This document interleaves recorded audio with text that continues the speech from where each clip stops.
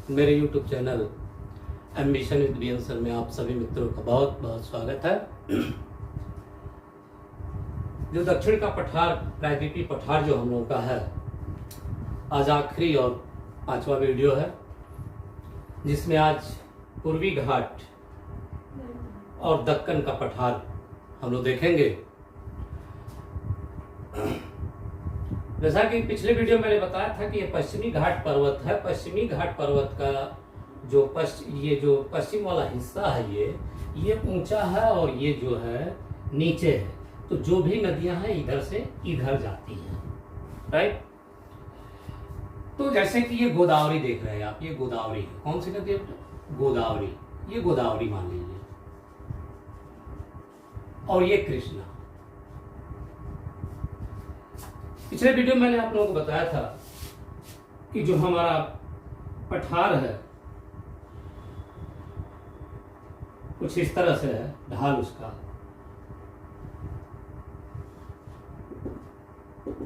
ये अरब सागर, ये बंगाल की खाड़ी, ये पश्चिमी घाट, ये पूर्वी घाट। जो भी नदियां हैं, क्योंकि ये देख रहे हैं ये आपका जो है पठारी इलाका है, तो जो भी है नदियां हैं वो सभी नदियां जो है पश्चिमी घाट से निकलती हैं और पूरब की तरफ जाती हैं और पूर्वी घाट को काट करके और बंगाल की खाड़ी में गिर जाती हैं अधिकांश नदियां।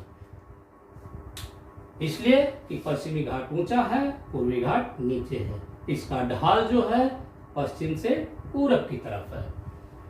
तो आप देखिए, पश्चिम से गोदावरी जा रही है, कृष्णा जा रही है, यहाँ एक पेन्नार है, पेन्नार नदी, पेन्नार है मान लीजिए, ये पेन्नार जा रही है, ये कावेरी है। तो जो भी नदियां हैं सब पश्चिम से पूरब जा रही हैं। इन नदियों ने क्या किया कि जैसे ये सिलसिलेवार दिख रहा है, क्रमबद्ध रूप में दिख रहा है पश्चिमी घाट पर्वत, लेकिन ये पर्वत जो है जगह जगह कटा हुआ है, जिसका मुख्य कारण नदियां हैं। आप भारत का भौतिक मानचित्र कभी देखिएगा, सैकड़ों की संख्या में छोटी छोटी नदियां दिखाई देंगी।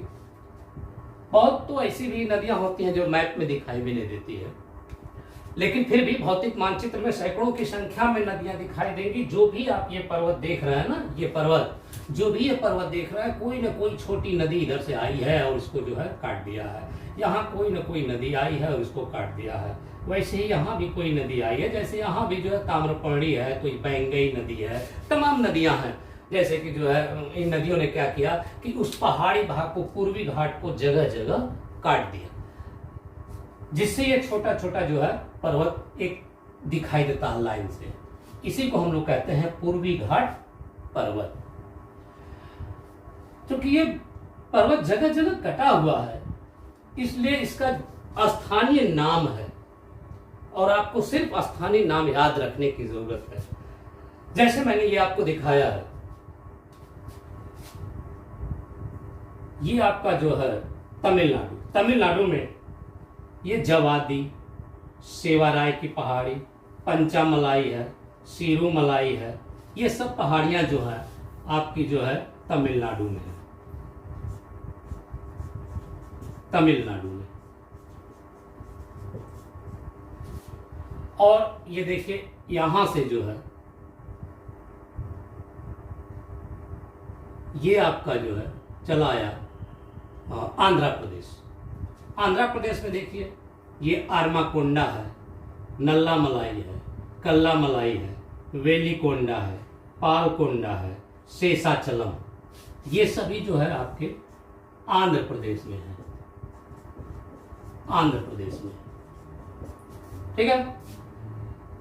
ये शेषाचलम पहाड़ी आंध्र प्रदेश के दक्षिणी हिस्से में चित्तूर जिले में है। कहां पर है?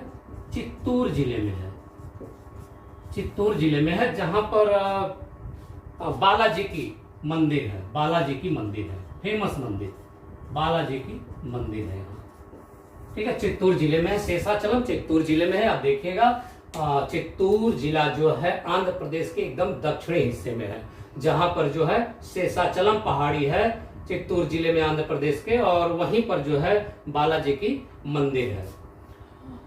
और यह पूर्वी घाट पहाड़ी, ये आपको याद रखना है कि आंध्र प्रदेश में कौन कौन सी पहाड़ियां आपसे ऐसे ही पूछी जाती हैं परीक्षाओं में कि जवादी की पहाड़ी कहाँ है, तो तमिलनाडु में। शिवराय की पहाड़ियां कहाँ पाई जाती हैं, तमिलनाडु में। सीरूमलाई कहाँ है, या पंचामलाई कहाँ है, तो ये जो है आपका तमिलनाडु में। उसी तरह आपका जो है कल्ला मलाई है, नल्ला मलाई है, वेलिकोंडा, पालकोंडा या शेषाचलम, ये सब पहाड़ियां आपके आंध्र प्रदेश में। एक पहाड़ी आपको गढ़जात की पहाड़ी आपको मिलेगी कहाँ, उड़ीसा में, गढ़जात की पहाड़ी। और इसी गढ़जात की पहाड़ी को जो है आपकी जो है वो महानदी काट करके आती है। गढ़जात पहाड़ी के को काटते हुए महानदी आती है और हिंद महासागर में, यानी ये बंगाल की खाड़ी में गिर जाती है। यानी गढ़जात की पहाड़ी कहाँ है, उड़ीसा में, उड़ीसा में है। तो इन पहाड़ियों को आपको याद रखना है, केवल सिर्फ याद रखना है। आपसे प्रश्न पूछा जाता है कि नल्ला मलाई की पहाड़ी कहाँ है, तो आंध्र प्रदेश में। फिर आपसे पूछा जाएगा शेषाचलम की पहाड़ी कहाँ है या किस जिले में है, मान लीजिए तो थोड़ा सा विशेष है, बालाजी की मंदिर है, तो वहां आपसे शेषाचलम की पहाड़ी पूछ लिया जाएगा किस जिले में है, तो चित्तूर जिले में है। तो ये तो हो गई। ये लगभग जो है अगर देखा जाए तो महानदी से लेकर ये नीलगिरी पर्वत है, तो नीलगिरी पर्वत तक जो है ये लगभग 1300 किलोमीटर लंबा है। अगर देखा जाए तो इसकी सबसे ऊंची चोटी किताबों में कई जगह अलग अलग दिया गया है, जिसको आप ध्यान देंगे तो विशाखापट्टनम चोटी है, विशाखापट्टनम, विशाखापट्टनम चोटी है। ये आपका जो है 1680 किलोमीटर है। इसी को अरयाकोंडा की चोटी भी कहते हैं, कहीं कहीं अरयाकोंडा कहता है। और दूसरी ऊंची चोटी देखा जाए तो देवड़ी मुंडा 1598 मीटर है। और तीसरी ऊंची चोटी देखा जाए तो महेंद्रगिरी है, महेंद्रगिरी ये उड़ीसा में है और ये है 1501 मीटर। महेंद्रगिरी यहां है, ठीक। ये जो दोनों चोटियां हैं, ये विशाखापट्टनम और देवड़ी मुंडा दोनों आंध्र प्रदेश में है, और महेंद्रगिरी उड़ीसा में है। महेंद्रगिरी उड़ीसा में है, गंजाम जिले में। तो इस तरह से जो है थोड़ा सा इसको आपको ध्यान देना होगा कि ऑप्शन में क्या होता है, क्योंकि कई किताबों में भाई जो भी बात है वह स्पष्ट मैं आपको बता दे रहा हूँ। कई जगह दिया, कई किताबों में दिया हुआ है कि पूर्वी घाट की सबसे ऊंची चोटी महेंद्रगिरी है, जबकि इस पर ज्यादा विद्वानों का मानना है कि ये गलत है। वास्तव में देखा जाए तो सबसे ऊंची चोटी जो है विशाखापट्टनम है, जिसको अरयाकोंडा भी कहते हैं, वो 1680 मीटर है। और दूसरी ऊंची चोटी देवड़ी मुंडा है जो 1598 मीटर है। लेकिन कई जगह किताबों में मित्रों दिया हुआ है देवड़ी मुंडा ही पूर्वी घाट की सबसे ऊंची चोटी है। अब ऑप्शन में आपको देखना है कि विशाखापट्टनम यानी अरयाकोंडा दिया है कि नहीं दिया है। अगर नहीं दिया है तो आप देवड़ी मुंडा को सही करेंगे। अगर विशाखापट्टनम यानी अरयाकोंडा दिया हुआ है तो आप अरयाकोंडा को सही लगाएंगे। इस चीज को आपको ध्यान देना है, ठीक है। तो ये तो हो गई बात आपके पूर्वी घाट की बात हो गई। अब आते हैं जरा हम लोग ये दक्कन के पठार पे। जो दक्कन का पठार है, अगर इसका क्षेत्र देखा जाए तो ये आपका विंध्याचल और ये सतपुड़ा, सतपुड़ा के दक्षिण में, ध्यान दीजिएगा, सतपुड़ा के दक्षिण में, पश्चिम घाट के पूरब में और पूर्वी घाट के पश्चिम में, ये जो इलाका देख रहे हैं इसी को कहते हैं दक्कन का पठार, जो त्रिभुज के आकार का है, जो त्रिभुज के आकार का है। इसमें कुछ विशेष आपको नहीं जानना है। इसमें छोटी छोटी पहाड़ियां हैं, जैसे गाविलगढ़ की पहाड़ी, उसके बाद गाविलगढ़ की पहाड़ी है, इसके बाद आपका जो है यहाँ अजंता की पहाड़ी है, यहाँ सातमाला की पहाड़ी है, इसके अलावा जो है यहाँ बालाघाट है, इसके बाद यहाँ हरिश्चंद्र की पहाड़ी है। ये छोटी छोटी पहाड़ी, यहां सिर्फ नाम याद रखना है। तो ये जैसे अभी आपको मैं बता दूं कि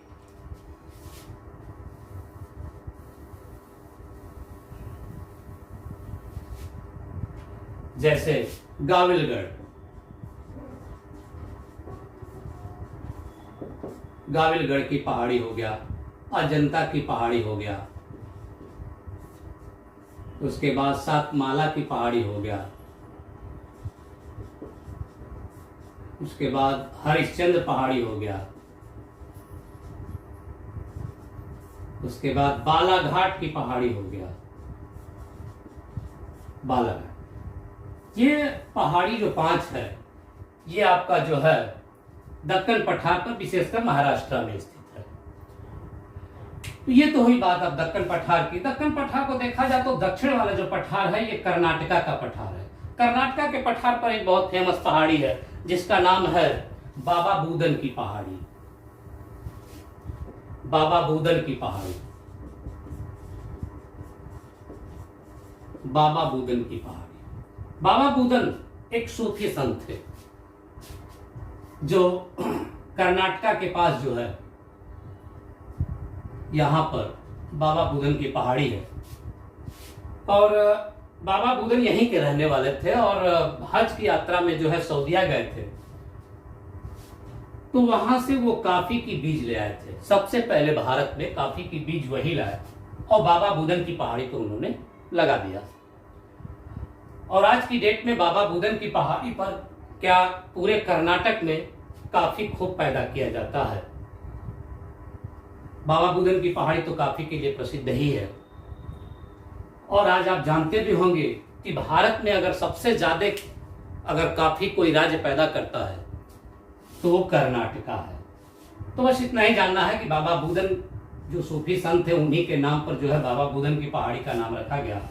और बाबा बूदन की पहाड़ी पर जो है एक मुलानगिरी चोटी भी है। क्या? मुलानगिरी, मुलानगिरी चोटी भी है, उसको भी ध्यान देने की जरूरत है। तो ये तो हो गई कर्नाटक की। थोड़ी सी बात हम लोग कर लेते हैं। ये आपका जो है छोटा नागपुर का पठार है, उसके दक्षिण में ये आपका महानदी घाटी है, और महानदी घाटी के दक्षिण में ये जो इलाका देख रहे हैं ये आपका जो है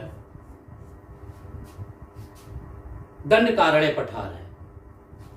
और दंडकारण्य पठार पर ये वाला जो हिस्सा है छत्तीसगढ़ के नीचे, यानी दंडकारण्य पठार के दक्षिणी हिस्सा पर अगर देखा जाए तो बस्तर का पठार, यहां क्या है? बस्तर का पठार। और बस्तर का पठार किस लिए प्रसिद्ध है? भारत में एकमात्र वो जगह है बस्तर का पठार जहां टीन बहुत पैदा किया जाता है, निकाला जाता है, सॉरी खनिज है, टीन खनिज है, निकाला जाता है। अगर भारत का एकमात्र वो जगह है बस्तर का पठार जहां से टीन निकाला जाता है। तो इस दंडकारण्य पठार के बारे में विशेष चर्चा होगी, एक वीडियो मैं आप लोगों को बनाकर दूंगा। छोटे छोटे पहाड़, इस पठार के ऊपर भी छोटे छोटे पठार हैं जगह जगह, तो उन सारे पठारों का एक वीडियो अलग से मेरा होगा जिसमें इसकी मैं चर्चा विशेष रूप से मैं करूंगा। हाँ, थोड़ा सा यहां बात आ जाए कि जो ये तमिलनाडु में जो जवादी, सेवाराय, पंचामलाई, सिरुमलाई आदि पहाड़ियां पाई जाती हैं, यहां पर जो है चंदन और सागौन के वृक्ष ज्यादा पाए जाते हैं। चंदन और सागौन के वृक्ष ज्यादा पाए जाते हैं।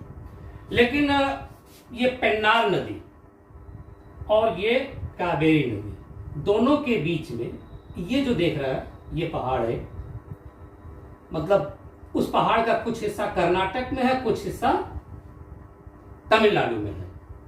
इस पहाड़ को हम लोग कहते हैं मेलागिरी। मेलागिरी और मेलागिरी प्रसिद्ध है चंदन के वृक्ष के लिए। चंदन वृक्ष के लिए प्रसिद्ध है। यानी पेन्नार और कावेरी के बीच में तमिलनाडु और कर्नाटक की सीमा पर मेलागिरी श्रेणी है। ये देख रहे होंगे, ये मेलागिरी श्रेणी है।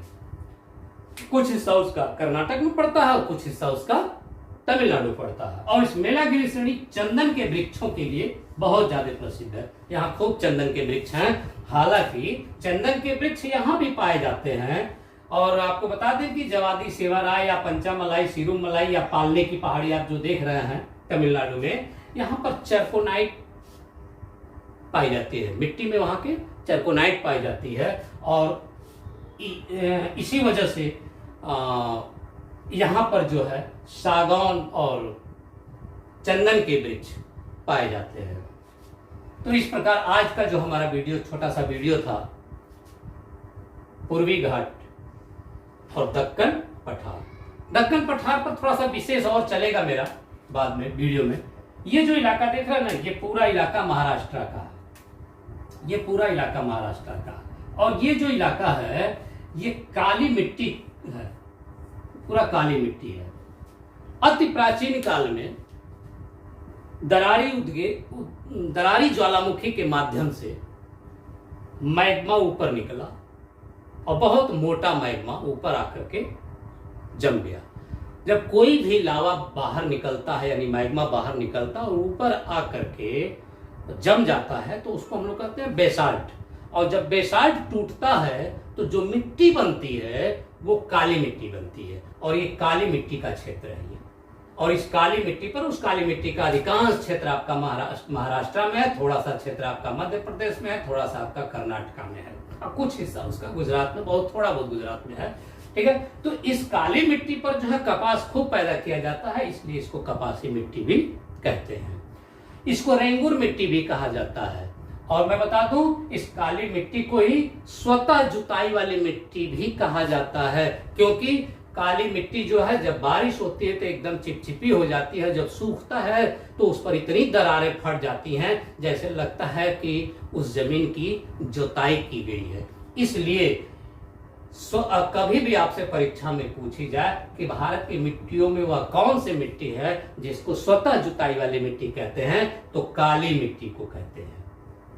काली मिट्टी को ही रेंगुर मिट्टी, स्वतः जुताई वाली मिट्टी या कपासी मिट्टी कहते हैं। इसके अलावा भी जैसे चना है या फिर जो है आपका जो है और भी दलहन की फसलें भी यहाँ पैदा की जाती हैं, लेकिन काली मिट्टी विशेष करके देखा जाए तो कपास के लिए बहुत ज्यादा फेमस है। तो आज का हमारा वीडियो बस यही।